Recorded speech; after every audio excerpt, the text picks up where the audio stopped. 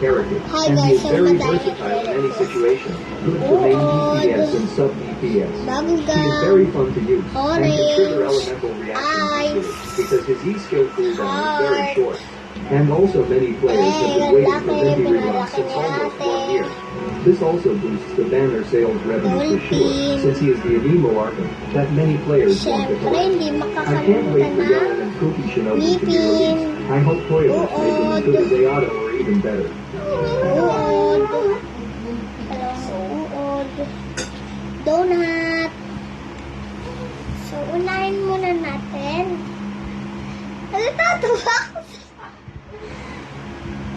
Uod. Wala ko, tataling kita sa... Ang sakit niya dito ang dangay.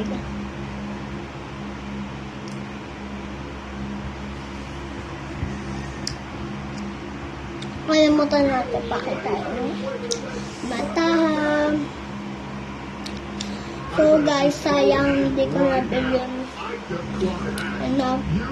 Later. 10 lang kasi kanina pera ko.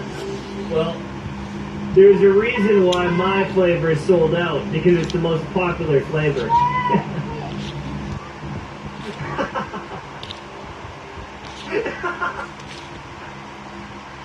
Nine na lang sila kasi nakain ko na isa. Next. Donut. Ay. Orange.